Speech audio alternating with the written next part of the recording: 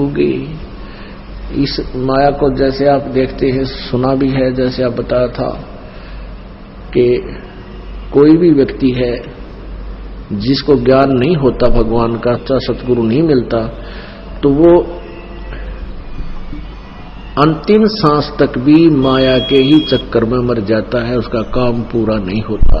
जैसे परमात्मा कहते हैं, राम नाम रटते रहो जब तक घट में प्राण, और कदे तो दीन दयाल के भनक पड़ेगी कान। अपने आत्माओं, जैसे अंत समय में भक्ति, राम का नाम कौन जपेगा? क्या कहते हैं भाई, अंत समय में जो परमात्मा को याद करता हुआ शरीर छोड़ जाता है तो वो उसके पास पहुंच जाता है। तो अंत समय में जाप भक्ति कौन करेगा? मृत्यु के समय परमात्मा की याद किसने आवेगी? जिसने पहले प्रैक्टिस कर रखी है। जैसे आप जी को रह रह कर बताया जाता है कि भगवान का भक्ति सिमरन घना करा करो। सिमरन करने का तरीका कोई विशेष नहीं है, कोई विशेष अलग से कोई पर्टिकुलर विधि नहीं है, साधारण सिंपल सहज मार्ग है ये। जैसे चलते फिरते उठते बैठते आप अपनी गाड़ी लेकर आते हो, या बस में या रेलगाड़ी में बैठकर जाते हो, किसी से गप्पे मत मारो। यहां से लेकर वहां तक, जैसे यहां से दिल्ली जाते हैं, एमपी में जाते हैं, दूर तक जाते हैं, यूपी में, पंजाब में, राजस्थान में, तो अपनी भक्ति करते जाओ, परमात्मा का सिमरन करता जाओ वहां से लेकर यहां तक। जैसे आप दिनचर्या आपकी है, कोई कहीं मजदूर है, खेती करता है, दुकान पर जाता है, ऑफिस में जाता है, तो उस रास्ते वाले समय का भी सदुपयोग करे, उसका नाम लेता जाओ, भगवान की भक्ति करता जाओ। मोटरसाइकिल पर जा रहे हो तो मोटरसाइकिल चला भी रहे हो और सिमरन भी करिए, क्योंकि परमात्मा ने ऐसी कृपा कर रखी है कि कुछ जैसे मोटरसाइकिल चलाते हैं तो अपने आप हाथ क्लच पे और पैर गियर पे अपने आप चलते रहते हैं। आदमी का ध्यान कहीं होता है और वो अपने आप कुदरती सहयोग देते हैं हमारे को हर कार्य में, और मन अपना फ्री होता है। तो मन इधर उधर की बकवाद सोचन की बजाय राम नाम पर लगाए रखे। अब ये दास जब सर्विस करता था तो स्कूटर या मोटरसाइकिल होता था, तो अपने ऑफिस से जब चलता था, रोहतक के अंदर सर्विस करता था, वो इधर सिल्ला बाईपास के पास ऑफिस था, यानी इधर दिल्ली साइड में, और इधर हिसार साइड में कति लास्ट में आके बाहर कॉलोनी सी थी, वैसे उसमें मकान था।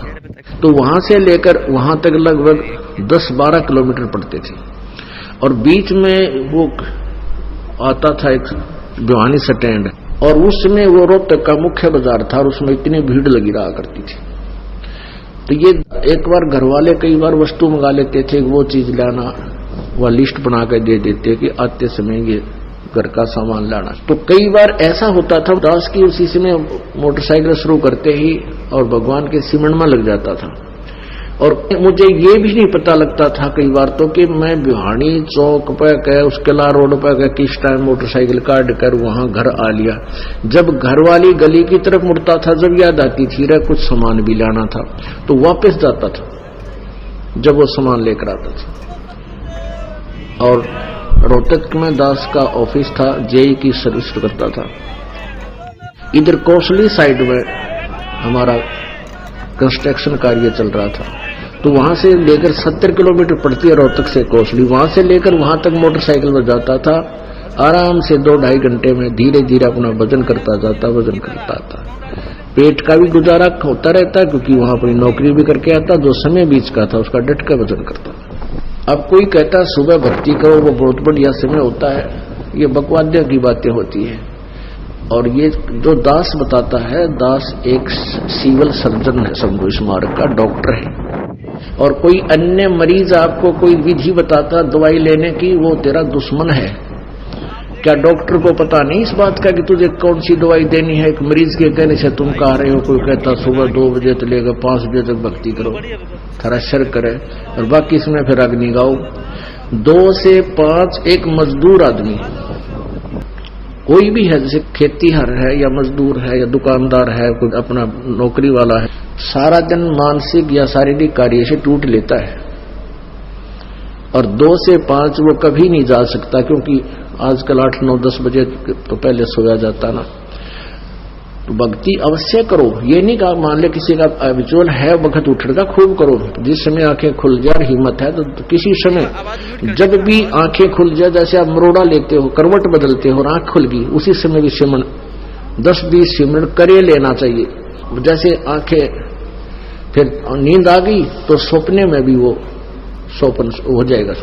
तो कहने का भाव ये है दास का कि कबीर साहब कहते हैं सपने में बरडाए के, सौपन में बरडाए के जय कोई बोले राम। रामीन जो मंत्र दे रखे उसका जाप करे। वाके पग की पावड़ी और मेरे तन का जामे।